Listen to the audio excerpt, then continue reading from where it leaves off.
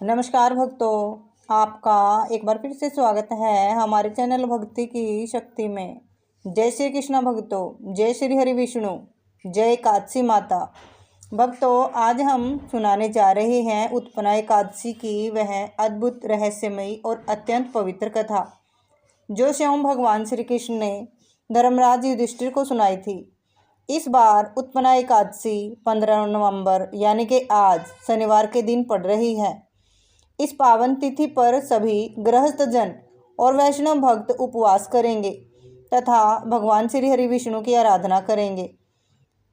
एकादशी तिथि का प्रारंभ 14 नवंबर यानी कि कल शुक्रवार की रात 12:50 से हो गया था और यह तिथि 15 नवंबर शनिवार को पूरे दिन रहेगी। एकादशी तिथि का समापन 16 नवंबर रविवार की सुबह 2:37 पर होगा। इस पवित्र दिन पर ब्रह्म मुहूर्त प्रातः 5:09 से 5:57 तक रहेगा, जो ध्यान, जप और पूजा के लिए सर्वोत्तम समय माना गया है। सूर्योदय का समय सुबह 6:44 पर रहेगा। इस प्रकार 15 नवंबर 2025 को पड़ने वाली उत्पन्ना एकादशी व्रत उपासना और भक्ति के आरंभ का शुभ अवसर लेकर आ रही है। इस दिन से ही वर्ष भर की सभी एकादशियों का संकल्प लेना अत्यंत फलदायी माना जाता है। हरिओम तत्सत। मार्गशीर्ष माह के कृष्ण पक्ष की एकादशी तिथि को यह कथा कही जाती है। इसे उत्पन्ना एकादशी इसलिए कहा गया है क्योंकि इसी दिन एकादशी देवी का प्रकाट्य हुआ था। इस दिन से ही एकादशी व्रत का आरंभ माना जाता है। श्री कृष्ण बोले, राजन, यह कथा अत्यंत पावन और पुण्यदायी है। इसे स्वर्ण मात्र से मनुष्य के समस्त पाप नष्ट हो जाते हैं और आत्मा का उद्धार होता है। सुनो, मैं तुम्हें उस समय की कथा सुनाता हूँ जब संसार में अधर्म का अंधकार छा गया था। सृष्टि के प्रारंभिक काल में एक समय ऐसा आया जब असुरों की शक्ति अत्यधिक बढ़ गई थी। उनमें एक असुर था मुर। वह अपने नाम के अनुसार अति अहंकारी, क्रूर और निष्ठुर था। उसने कठोर तपस्या कर ब्रह्मा जी को खुश किया और वर मांगा, प्रभु, मुझे कोई देव, दानव, यक्ष, गंधर्व या मनुष्य कभी न मार सके। ब्रह्मा जी ने तथास्तु कहा और वहीं से मुर का आतंक प्रारंभ हुआ। उसने तीनों लोकों पर अपना आधिपत्य जमा लिया, स्वर्ग में देवताओं को निष्कापित कर दिया, यज्ञ और हवनों को नष्ट कर दिया, ऋषियों को यातना दी और पृथ्वी पर भय का वातावरण फैला दिया। देवता भयभीत होकर एकत्र हुए और बोले, अब हमें केवल भगवान विष्णु की शरण लेनी चाहिए।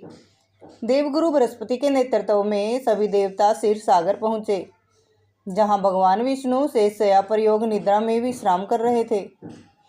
देवताओं ने करबद्ध होकर प्रार्थना की, नमामि देवदेव जगन्नाथ, जगदयापक नारायण, आपकी सृष्टि पर अधर्म का अंधकार छा गया है। मोर नामक दैत्य ने हमें स्वर्ग से निकाल दिया है। अब धर्म, यज्ञ, तप सब लुप्त हो गए हैं। प्रभु, रक्षा कीजिए। भगवान विष्णु की आंखें धीरे धीरे खुली। उन्होंने करुणा से देवताओं की ओर देखा और कहा, देवताओं, चिंतित मत हो। अब समय आ गया है जब मेरी ही शक्ति का एक दिव्य अंश जन्म लेगा, जो धर्म की रक्षा करेगा और अधर्म का अंत करेगा। ऐसा कहते हैं भगवान विष्णु के हृदय से एक अद्भुत प्रकाश निकलने लगा। वह तेज इतना प्रखर था कि ब्रह्मांड के सभी कोने आलोकित हो उठे। देवता विस्मित होने कर देखने लगे। तभी उस तेज से एक दिव्य नारी प्रकट हुई। वह थी एकादशी देवी। उनके नेत्रों में भक्ति का तेज था, हाथों में शंख और चक्र की चमक और उनके चरणों से कमल की सुगंध फैल रही थी। उन्होंने भगवान विष्णु को प्रणाम किया और पूछा, प्रभु, आप कौन सा कार्य मुझसे करवाना चाहते हैं? भगवान मुस्कुराए और बोले, देवी, तुम मेरी योग माया हो। तुम्हारा जन्म धर्म की रक्षा के लिए हुआ है।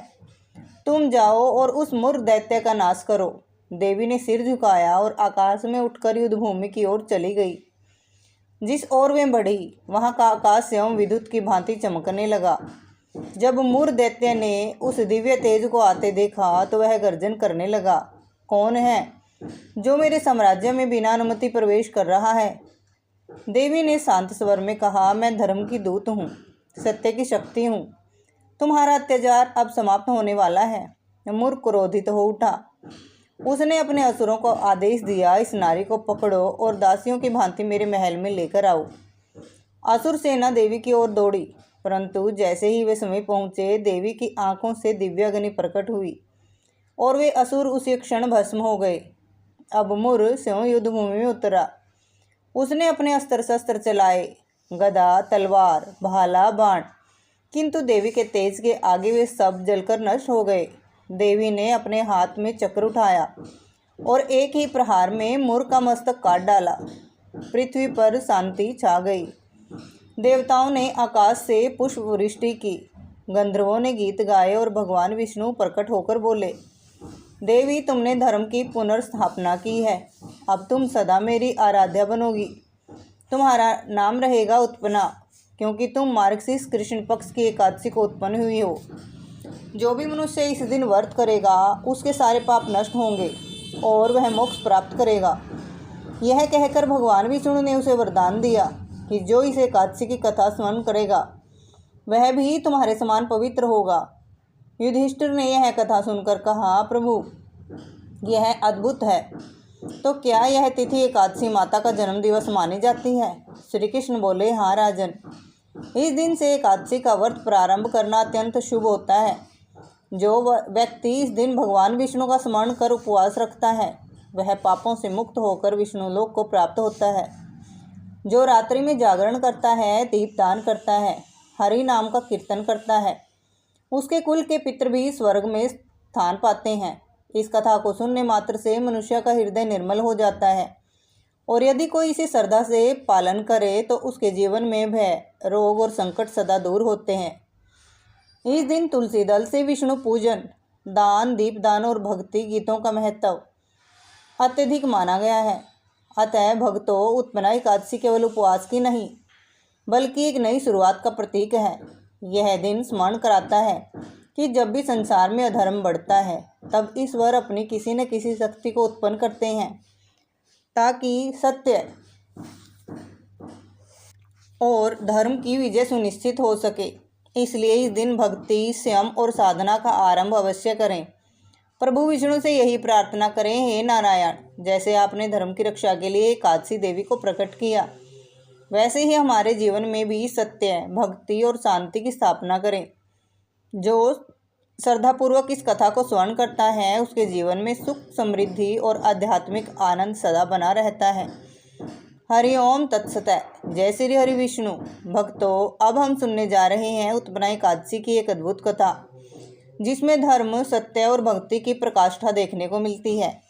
यह कथा हमें सिखाती है कि एकादशी व्रत का पालन न केवल पुण्यदायक है, बल्कि यह व्यक्ति को स्वयं भगवान विष्णु के सानिध्य तक पहुंचा सकता है। राजा रुक्मा, उनकी रानी संध्यावली और पुत्र धर्मांक की यह कथा भक्ति, त्याग और सत्य की अमर गाथा है, जो हर युग में श्रद्धा का दीपक प्रज्वलित करती रहेगी। बहुत समय पहले की बात है। रुक्मा नाम के एक प्रसिद्ध राजा थे। भगवान विष्णु की आराधना की उनका जीवन थी। वे चराचर जगत में अपने आराध्य भगवान ऋषिकेश के दर्शन करते थे। पद्मनाथ भगवान की सेवा की भावना से अपने राज्य का संचालन करते थे। वे सभी प्राणियों पर क्षमा भाव रखते थे और धर्मपरायण महान भाग्यवान राजा माने जाते थे। रुक्मा ने अपने राज्य में एक सुंदर पुष्प उद्यान का निर्माण किया था। यह उद्यान इतना मनोरम था कि लोग वहां फूल तोड़ने आते और ले जाते थे। परिणाम स्वरूप उद्यान में फूलों की कमी होने लगी और यह उद्यान उजाड़ तथा वीरान होने लगा। उद्यान की इस दुर्दशा को देखकर राजा बहुत उदास हुए। उन्होंने वहां चौकीदारों की संख्या बढ़ा दी, पर फूल तोड़ना रुक न पाया। कोई उपाय किए गए, पर कोई प्रभाव नहीं पड़ा, क्योंकि फूल चुराने वाले मनुष्य नहीं थे, बल्कि स्वर्ग के देवी देवता और अप्सराएं थी, इसलिए उन्हें पकड़ा नहीं जा सकता था। अंततः राजा ने अपने कुल पुरोहित से सहायता मांगी। कुल पुरोहित ने कहा कि यदि शाम के समय उद्यान में भगवान विष्णु के चरणों में चढ़े पुष्प बखेर दिए जाएं या चरणामृत अथवा प्रसाद की माला के फूल आसपास फैला दिए जाएं, तो संभव है चोर पकड़े जा सकें। रात्रि में वास्तव में स्वर्ग के देवी देवता और अप्सराएं उद्यान में आई। उनमें से एक अप्सरा का पांव बिखरे हुए पुष्पों पर पड़ा और उसके सारे पुण्य उसी समय समाप्त हो गए। उसकी स्वर्ग में जाने वाली शक्ति नष्ट हो गई। अन्य देवी देवियां तथा अप्सराएं उसे देखते ही रह गए, पर वे उसे साथ ले जाने में असमर्थ थे। वह वही असहाय अवस्था में रह गई, क्योंकि पुण्य समाप्त हो जाने से वह उड़ नहीं सकी और उस स्वर्ग को लौट नहीं सकी। अपने साथियों से बिछड़ने तथा इस लोक में व्याधि और दुख सहन के विचार से वह अत्यंत दुखी होकर रोने लगी। प्रातःकाल उद्यान के चौकीदारों और मालियों ने उसे देखा। उसके दिव्य तेज और अलौकिक रूप देख वे आश्चर्यचकित रह गए और राजा तक खबर पहुंचा दी। राजा रुक्मा जब वहां आए तो अप्सरा के अलौकिक रूप को देखकर उन्हें भी बड़े आश्चर्य और श्रद्धा का अनुभव हुआ। उन्होंने उसे प्रणाम किया। अप्सरा रोते हुए सारी योजना सुनाई और कहने लगी कि वह स्वर्ग वापस जाना चाहती है। मनुष्य लोक में उसका शरीर रोगग्रस्त हो जाएगा और विषय भोग भी पूर्ण नहीं होगा। उसने विनती की कि यदि राज्य की कोई स्त्री या पुरुष उसको अपने एक दिन के एकादशी के फल का दान दे तो वह स्वर्ग लौट सकेगी। एक एकादशी के फल से वह एक कल्प तक स्वर्गीय सुख भोग सकती है। राजा रुक्मा को एकादशी के फल का पूर्व ज्ञान न था। उन्होंने अपने राजगुरु से पूछा, परंतु वे भी अनभिज्ञ रहे। तब राजा ने नगर में ढोल नगाड़े के साथ घोषणा कराई कि जो नागरिक एकादशी का फल बताएगा उसे इनाम मिलेगा। पर 3-4 दिन तक कोई आगे नहीं आया। इनाम बढ़ता गया, यहाँ तक आधे राज्य तक पहुँच गया। फिर भी कोई परिणाम नहीं निकला। तब अप्सरा ने चित्रगुप्त को याद किया। चित्रगुप्त की प्रेरणा से पता चला कि राज्य ने एक सेठ की स्त्री ने एक बार मजबूरी में एकादशी व्रत किया था। सेठ व सेठानी का पता लगाया गया। सेठानी बताती है कि एक दिन वह अपने घर के पास बड़े गोदाम में गई। गोदाम बंद हो गया और छुट्टी के कारण सुबह तक दरवाज़ा न खोला गया। भूखी प्यासी हुई वह वहीं सो गई। अगले दिन जब गोदाम खोला गया तो उसे बेहोशी की हालत में पाया गया। पड़ोस के वैद्यों ने उसे चिकित्सा कर होश दिलाया। संयोगवश वह दिन 10वीं तिथि का था और अगले दिन एकादशी थी। अतः अनजाने में ही सेठानी एकादशी व्रत कर चुकी थी। अप्सरा ने राजा को यह सारी कथा सुनाई और अनुरोध किया कि यदि सेठानी अपना एकादशी फल उसे दान कर दे तो वह स्वर्ग लौट सकेगी। राजा ने राजगुरु की सहायता से सेठानी से संकल्प करवाया और वह फल अप्सरा को दे दिया। अप्सरा ने प्रकट रूप से धन्यवाद किया और स्वर्ग चली गई। राजा ने अपनी घोषणा के अनुसार सेठानी को पुरस्कार स्वरूप आधा राज्य दे दिया। इस घटना को प्रत्यक्ष देखकर राजा रुक्मा का हृदय एकादशी व्रत के महात्म्य से प्रबल विश्वास से भर गया। उन्होंने विचार किया कि इतनी पुण्यदायिनी एकादशी का व्रत उनके राज्य के प्रत्येक नागरिक को अवश्य करना चाहिए। अतः उन्होंने कठोर नियम लागू किया, जो अस्थायी कारणों से न कर सके, वहाँ तक कि उम्र कुछ भी हो। यदि कोई व्यक्ति एकादशी के दिन अन्न ग्रहण करेगा तो उसे दंड दिया जाएगा अथवा राज्य से निष्कासित किया जाएगा। इस नियम का पालन पुत्र, पिता, माता, पत्नी, मित्र, रिश्तेदार एवं कोई भी हो सभी पर लागू रहेगा। राजा की घोषणा के परिणाम स्वरूप राज्य के सभी लोग एकादशी व्रत करने लगे और वे वैकुंठ को प्राप्त होने लगे। नरक के द्वार सुनसान हो गए। यमराज और चित्रगुप्त के लिए कोई कार्य न रहा। अंततः यमराज व चित्रगुप्त ब्रह्मा जी के पास पहुँचे और कहा कि रुक्मा के प्रभाव से सभी प्राणी वैकुंठ जा रहे हैं। बहुत समय से नरक खाली पड़ा है। ब्रह्मा जी ने यह सुनकर खुश हो गए और उन्होंने राजा रुक्मा की महिमा बढ़ाने के लिए मन के संकल्प से मोहिनी नाम की अत्यंत सुंदर नारी प्रकट की। मोहिनी रूप थी। एक दिन राजा रुक्मा वन भ्रमण को निकले तो वहाँ मोहिनी वीणा बजा रही थी। राजा मोहित हो गए और मोहिनी के वशीभूत होकर उसने पढ़ने की याचना की। मोहिनी ने शर्त रखी कि राजा को जो मैं कहूँगा पालन करना होगा। राजा ने यह शर्त स्वीकार कर ली और मोहिनी को राजधानी लाया। वे सुखपूर्वक समय व्यतीत करने लगे। कई वर्ष बीत गए। एकादशी का समय आया और राजा रुक्मा ने अपना नियम एकादशी व्रत नित्य पालन करना यथावत रखा। मोहिनी ने एकादशी के दिन राजा से अन्न ग्रहण करने का आग्रह किया।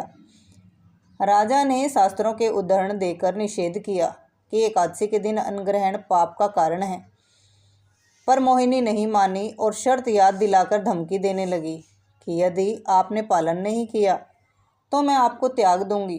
तत्पश्चात मोहिनी ने और दृढ़ शर्त रखी, यदि राजा शिवम अपने पुत्र का सिर काटकर अर्पण करेगा तब वह संतोष करेगी कि राजा ने सत्य का पालन किया है। परम भक्त तथा गुणगान पुत्र धर्मार्क ने पिता की प्रजा और सत्य की रक्षा के लिए अपना सिर देकर अपने आप ही निर्णय ले लिया कि मैं अपना सिर दूंगा। यह अत्यंत कठिन परंतु पराक्रमी पराकाष्ठा थी।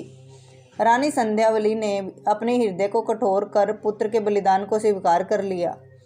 जब धर्मार्क ने तलवार के सामने अपना सिर रख दिया और भगवान विष्णु ने ध्यान में मगन होकर बलिदान करने लगे, तब कृपालु भगवान विष्णु प्रकट हुए और उन्होंने राजा का हाथ पकड़ लिया।